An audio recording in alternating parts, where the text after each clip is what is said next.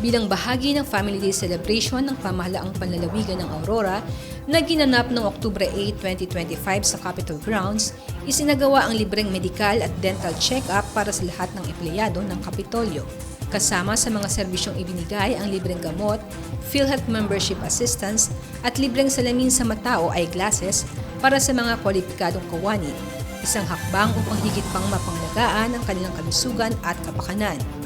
Ang aktibidad ay isinagawa sa pangunguna ng Provincial Health Office, Provincial Human Resource Management Office at Aurora Provincial Government Employees Association.